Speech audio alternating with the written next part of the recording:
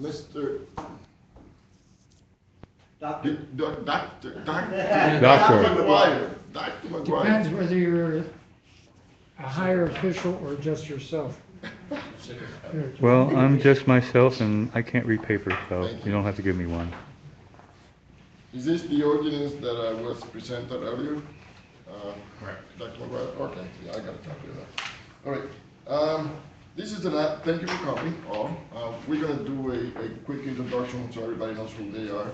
And let me just say that this is an ad hoc committee of council through the Community Economic Development Committee of the city, for city council. So, why don't we do a quick introduction so we know who everybody is. I'm Julio Guridia, city council. Mike Hamlin, city clerk. Dave McGuire, City Council and Chair of the Community and Economic Development Committee. CC Gerlach, resident downtown. Alan Jennings, Community Action Committee of Nevada. Darrell Hendricks, Vice President, Allentown City Council. Ray O'Connell, President of Downtown City Council. Leonard Leitner, Deputy Operations Manager for Community Economic Development. Tom Broadhead, Community Housing Coordinator, City Allentown. Scott Holbert, Assistant Solicitor for the City of Allentown. And we have Emily Papillo with the morning call. So watch what you say. Two people Can we down. get their names down? Oh, I'm sorry, I didn't see the. Yes, sir. Oh, there you go. Yeah, sure. Okay. And can you say, you want to say your name? My name's Courtney Newcomer. I'm a resident of Allentown. Okay. Ben Grossman, resident of Allentown. Oh, okay. Great, thank you. Thank you for coming. All right. So basically what's transpired up to now is, I think I can attribute to CC some of these issues in regards to the possibly a zoning, inclusionary zoning or inclusionary housing, and it's due primarily to the developments that's been going on in the city, specifically more into the Nice area and some of the other development throughout the city. And looking at, I think it stems from we gentrifying the city or not, and what can we do to make the city and some of the housing stock in the city better than what they are now. I think that's my explanation to it. I think the latter part of it is probably the most important one. How can we make the housing stock better now? And do we need to legislate? If we do need to legislate something, what is it? How is it going to happen? And what it is? You probably got some information that were in the internet or probably in the website. Or Michael, did you send anybody information at all? Or? I sent them the link to the website. So there was a copy of the ordinance, a copy of the solicitor's opinion, the Upside Allentown report, the census data report. There was just a bunch of stuff. So I was able to get that information. Is anybody missing any of what we talked about so far? If not, I'm assuming that everybody has the information. There was an ordinance that it's a very rough draft according to Cece that came from, Cece gave it to me initially and I think she gave it to Michael and Michael put it in the website. Is that how it happened? Yep. Okay. But then there was also information from the solicitor. We requested an LSR from the solicitor and the solicitor's opinions are here in regards to what they are. So we have 4 different points, and I'm going to ask our solicitor, Scott, if you can, would you be ready to discuss your opinion of this? Sure. Will you please? So, the LSR was sent. There's basically 4 issues that were brought up. One was basically what needs to be done was abroad, just what needs to be done to amend the zoning ordinance. That's pretty standard. It's set through our regulations, so it doesn't have to take up too much of our discussion here. Is inclusionary zoning legal within the Commonwealth of Pennsylvania? What effect would any inclusionary zoning amendment have on current projects that are going on? And could an overlay district be created for the neighborhood improvement zone? So points 1 and 3, I can address more generally.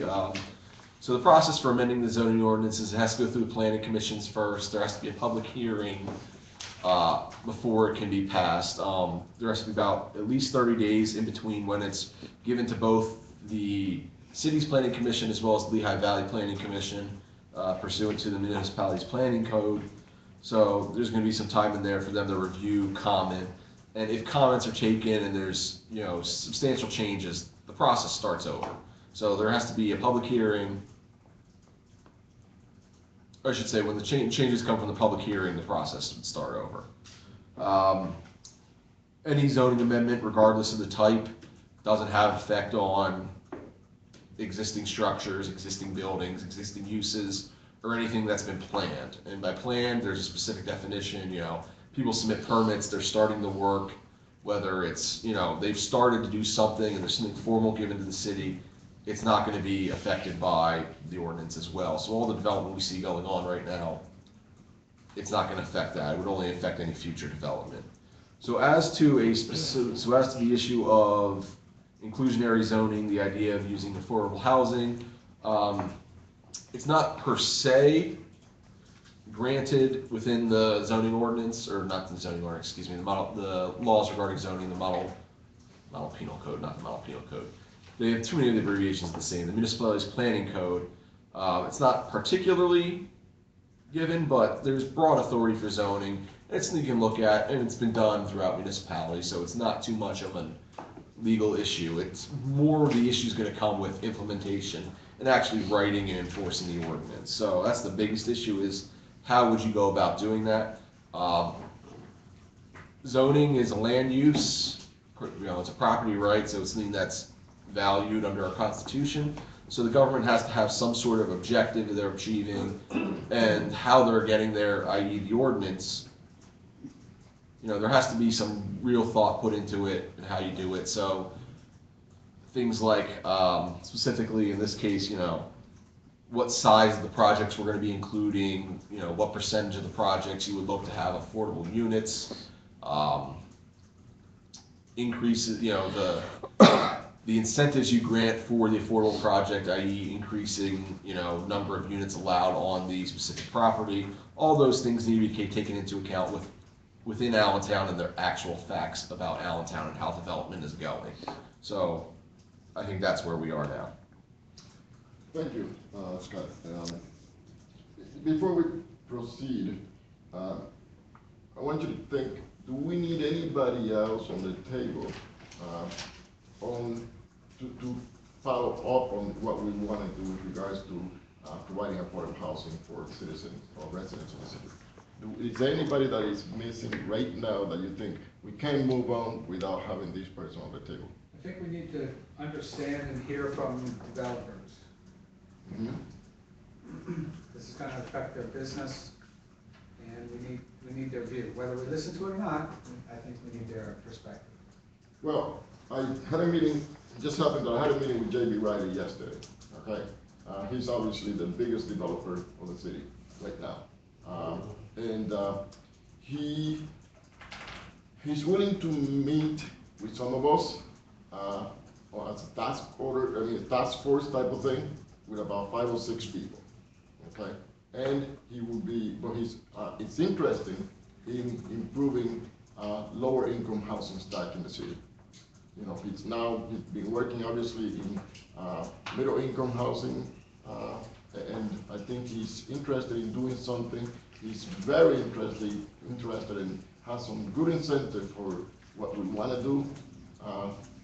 He prefers to do it with certain people, and in a private situation, as we can look into. It's not, things are not written in stone. He doesn't want to put himself out there in the public, obviously, where people will probably, make a bigger issue than, or not bigger issue, I should say. I think he's feel more comfortable if we have a task force of this group to meet with him. Do you know someone, Alan, that could be a developer? What's that, Mike? I'm sorry, Oh, what did you I say? asked Alan if he knows a developer that might be interested in being on the committee. Well, Tom, yeah, City Line. City Line. Sam Williams. Williams. Tom Williams? Okay, Tom Williams. So you're talking about like Tom Williams, obviously J.B. Riley, he's Yeah. interested in. I think doing JT something. probably doesn't want to get caught up in the sunshine requirements of these meetings. I'm assuming the same thing. But we would be foolish to not hear his perspective. I agree with you. Why wouldn't you, Especially when he's interested in supporting, basically what we're looking at. Not necessarily in the same way, obviously. why wouldn't he sit at the table with us? He will sit at the table with So some you people. said a separate task force. Yeah, Why from would you this have- group, develop a task force that he would be more comfortable sitting and talking. And I think it has to do a lot with confidentiality. And he would pick the people he's comfortable with, No, or you would? we would pick the people that we wanna say, Go on record publicly. yeah. And we would pick the people from this meeting. I obviously mentioned, people like Cece, I mentioned Alan Jennings, I knew he was gonna come. I mentioned somebody from council in addition to me, and he was okay with it. He Why was would, okay. well, look, I have a lot of respect for J.B. Riley, but why does he have to be okay with it? It's our Well, committee. that's a suggestion. It's our committee. It's our committee, but I'm saying, I think, we are saying, and I think Alan just, enforced what I was saying, or reinforced what I was saying, that we need to have certain individuals who have, who are developing, middle income from the properties outside in the of city. What's that? People who, we need the alternative perspectives. I don't disagree with that. So You whether it's said JP he or said it's he'd Tom Williams be, or- he would be apprehensive about being public, or you were saying earlier about the I sunshine think he law? probably wants to avoid having a public discussion about this, knowing JB. Right now, at the beginning. I would also think that maybe someone from the commercial lending perspective that is looking at whether projects are bankable, that could look at this might be helpful. Because you gotta finance this stuff. Well, that's easy enough, there are plenty of them. Neil Copeland is probably the one that I would suggest. Who is that? I'm sorry, Alan? Who's it? Neil Copeland used to be in charge of commercial lending for housing purposes at BB&, well, at the time, National Pen. He's now he's the regional president for People's Security. But his expertise is this kind of lending. How do you spell his last name? K-O-P. Neil is N-E-A-L, Copeland is K-O-P-L-I-N. Okay. So, moving forward, No, go right ahead, sir. landlords, Landlords, landlord associations. we can bring into this meeting, that you I- invite him? I'm putting that idea out as long as you're putting out other names, which is okay. But I'm just saying, if you're looking for a variety of interested persons, a lot of the land, housing stock is owned by landlords. But unless they're developing new, more housing, they wouldn't be affected by this proposal. Okay. What is the proposal that you're talking about? Specifically the inclusionary zoning. Are we meeting today to talk about inclusionary zoning, that's it? Or are we talking about a housing committee to improve housing stock affordable, making it more I affordable? think this is strictly set for the inclusionary zone. Okay, However, Affordable housing, right. I think what the majority of the people are in support is providing a good housing stock for lower income individuals in the city. Right.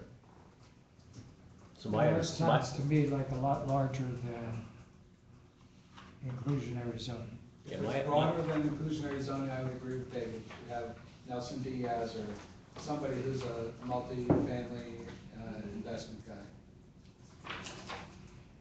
My understanding of this committee was specifically for inclusionary zoning, with the understanding that inclusionary zoning isn't the one and only solution to solving the affordable housing situation we have. It's part of the solution.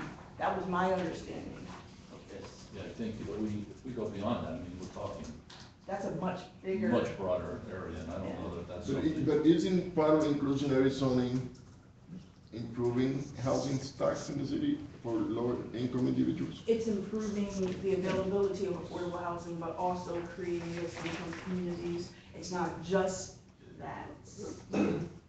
And my understanding was that this was going to this committee was gonna try to get at, look at the issue of affordable housing and seeing inclusionary zoning as one part of getting at affordable housing. So I assumed that we needed to understand the issues relating to affordable housing in Allentown, and that we also needed somebody, if we're going the inclusionary zoning route, to, like a banker or somebody to give us details. So I thought I thought the committee was gonna do like both, look at affordable housing, but inclusionary zoning as a part of it. What do you think, Susie, about that, what he just said?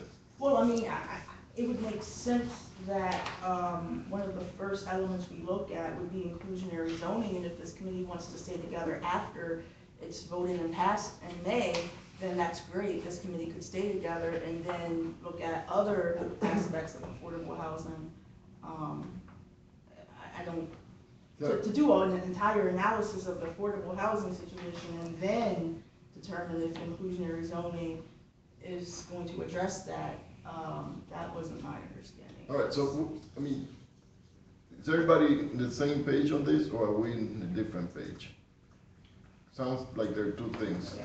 I mean, one of the things. Seems to make sense. I would tell you, my opinion is that inclusionary zoning won't go anywhere near as far as we need to go on this issue.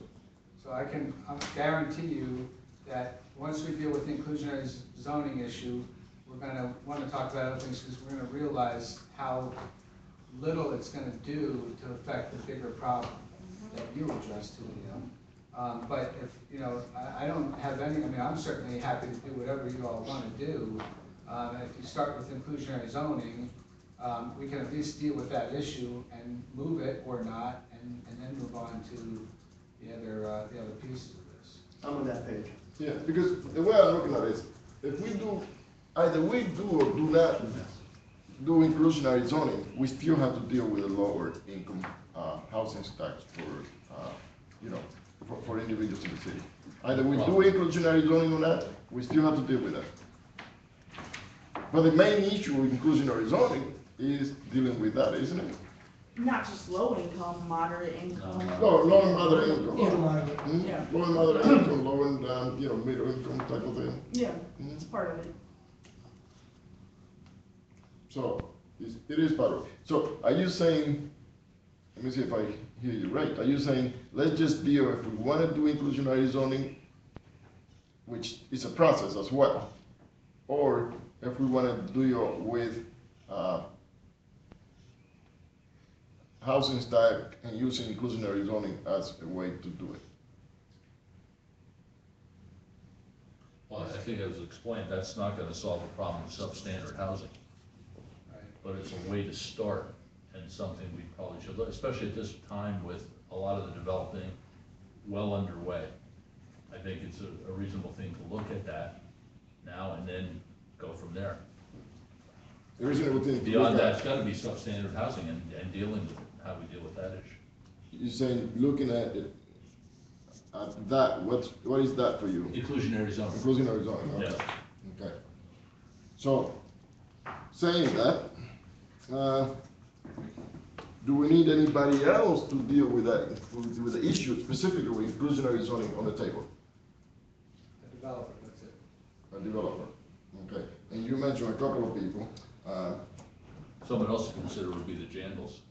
the genders, that would be, I mean, they are going to be, certainly an inherent part of developing going on the waterfront. Good idea. okay. If I wouldn't get Zach, I'd get Mark. Mark, The father, the father. get the dad. Guy who writes the checks. Although David is also involved in some of the things, just not in real estate, isn't he? Yeah, but David doesn't do any development in the city. David's a turkey guy. Okay, well, he's also bought the, 8th Street, Right. and that's in the city. But he's not a developer in the city, no. Okay, all right.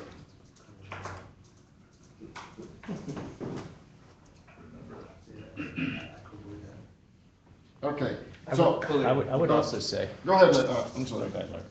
If I may this is my first time being here with you guys, but under inclusionary zoning, I mean, according to what HUD and everything you look at, the successful ones, they're looking at a strong housing market. So if you're looking at a strong housing market and strong political support are two key factors of a successful IZ, you know, for short term, but that's what we need to look at. So if we're talking strong housing market, we have to look at, I mean, you're talking real estate agents, you're talking, so do we really want to get that involved with developers and everything else until I mean, what are we trying to do with this ordinance? Is this just strictly for a political aspect of it?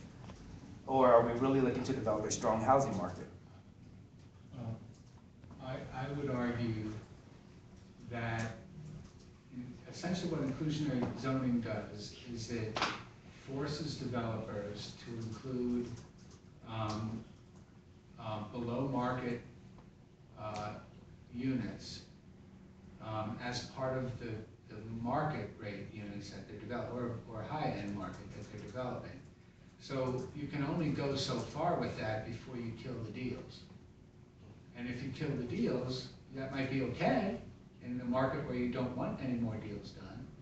Or you could be, basically hamstrung by the developer saying, you'll never see another unit developed here if you make this that expensive. I mean, we've got to consider the market realities of what we're trying to affect, right? I mean, essentially what we're trying to do is manipulate the market to make it work for people for whom the market never seems to work, right? And so, but you can only do that to the extent that it doesn't destroy doesn't throw the proverbial baby out with the bathwater. So that's why I'm arguing that if the developer said, if we try to lay too much on the developer and the developer goes away, we've got a very different problem, right? And in this case, we've got a single developer doing all this work down here. So I know I'm gonna sound like I'm pro JB here. I am in many respects. I think the guy's done extraordinary work. But if we don't recognize the market forces, we could end up with a bigger problem than the one we're trying to solve. So that's the reason why I was suggesting JB or some developer be here and help us understand, at what point have we gone too far? I think you need a real estate agent as well, because if we're developing a strong housing market, we have to look at the holistic view of the housing market. I mean, JB is definitely a developer, but when we're talking the housing stock and the age of our housing stock and the housing market in total, it's a total package. But an inclusionary zoning policy, what that does is it says if you're going to develop any more housing, X percentage of that housing has to be, a different kind of market. Exactly. Right? So we're talking about adding to the market, and how do we make sure that as we add, we don't just add for the well-to-do, we add for the not so well-to-do, right? So that's why, a realtor takes what the market's got and he moves it to the best of his or her ability. But a realtor doesn't really have anything in this, especially since we're talking about rentals. It's the developer that we've got to deal with. Now, we can wait until the end and go to the developers and say, okay, is this going to chase you all out of the market? And that's what I'm afraid of, quite frankly. I don't want to go out and try to develop an ordinance, pass an ordinance, without having developers give us an indication if they're going to continue. Or they might say, hey, look, you go ahead and do whatever you want to, you inclusionary zoning. I go to Bethlehem or Easton or someplace else and go to McConaughey and develop there and make the money. We got to be very careful on this. We cannot just put this thing down the throat of developers without having a consensus of what they really want. Especially when you understand that the impact, first of all, you know, what Anista said, I know I originally proposed this when I was still on the board of Anista, was that they embraced the plan that was done for the downtown that said, after we get, I think it was 1,000 new market rate housing units, 1,500. then, how much was it? 1,500. Then we should consider those kinds of tricks, right? There were 300. And we're just about there.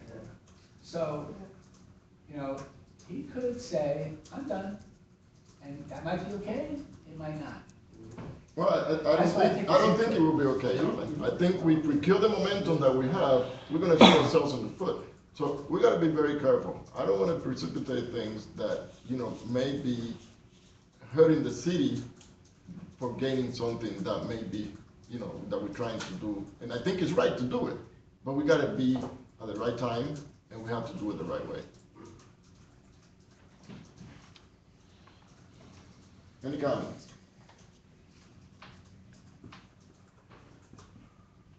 If not, then I would, have anybody really read and understand the draft that CC provided to us? There are other drafts and there are other things that we can do. This is only a draft, okay? And it's CC indicated to me, it's a very rough draft. It's a very, I don't write ordinances for a living, so it's Yeah. a very rough draft, yeah. So what I'd like to do is, if we want to continue just looking at inclusionary zoning, we want to make sure that we look at this, read it, understand it. If we don't understand it, look at, you know, ask for information from other people, and probably don't be too hasty into saying yes or nay on something. What I like to do is make sure that we understand paragraph by paragraph, because it has a lot of me. When I read it, I was thinking, there's no way we can do this part. And then I also said, this is pretty good, you know, in some of it. But I mean, there are things here that I say, if we present these to any developer, they're gonna say, go pound, die someplace, you know, I'm out of here. So, we gotta be careful, okay? I don't wanna just pass a legislation just to say, politically, we passed the legislation. I wanna make sure that it does good for the future of the housing stock, for the future of the lower income individuals in the city, and for the future of the city in general. But at the same time, developers are in the business of making money. But they also are, I mean, many of them want to help our city, and many of them are conscious enough to want to help lower and moderate income individuals. At least I would say lower income individuals primarily. And when you look at our housing stocks, I mean, I just heard the mayor or read an article about $2.4 million that had never been brought to the city, to city council. I don't know if it was brought to you, Mr. President. It was brought to you last week. No, Yeah, you voted for it. no, we didn't vote for that. Oh, you didn't vote for 2.4 million, is that No, what you're saying? we voted for 600,000, wasn't it? And whatever we're gonna give to CACLV. We didn't vote for 2.4 million. I don't know what that number means. That might include Sacred Heart and all the other stuff going on. Is that what it meant? That Julio was about 3 years ago at his State of the Union, State of the City breakfast at Muhlenberg College. He announced that he was making $2.4 million available from a variety of city sources. This is the money finally finding its way there. You're probably right, you didn't vote for that, but Well, I know I'm right on that one. that's its origin. So, it wasn't brought to us in that way. It was brought to us, we're gonna give some money, $600,000 to do this, we're gonna do it to CACLV, we're gonna do it in the Jordan Heights area. That's how it was brought up to us, right? My fellow council members are here, and so are you. So I never heard until I read in the paper, we have $2.4 million that we're gonna develop here, I mean, housing development, or do facade grants. In fact, it was brought to us as it was in the paper as a facade grant, and also giving people, an opportunity, is what I read, that own a building to fix the inside of the building.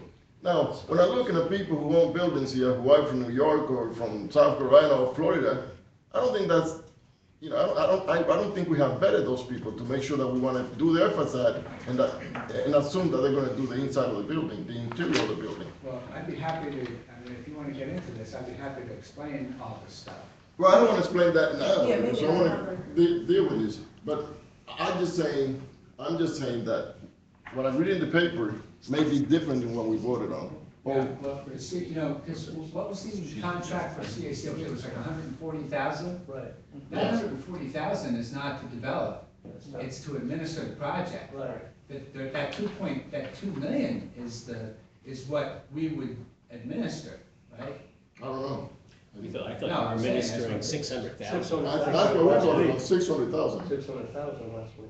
But you don't know, the mayor might have talked to you about it, but he certainly didn't talk to us in council, or he might have talked to somebody, but I never heard it until I read it in the paper. And believe me, I asked some people in the city who work for the city, and they haven't heard it either. I didn't write that. No, I never wrote I it. think No, it wasn't you. I think it was. It wasn't you, I think it was Matt Assad. So to I get think back it's to on W. inclusionary zoning, can we get back to inclusionary, because you guys have a meeting at 6, and I'm just keep looking at that Yes. clock, so. Let's go back Okay. into it, but we can talk about that later, Aaron, if you guys do. Let's go back to the agenda. Do we want to, okay, review the city and other entities policy? The city and other entities, what was that about?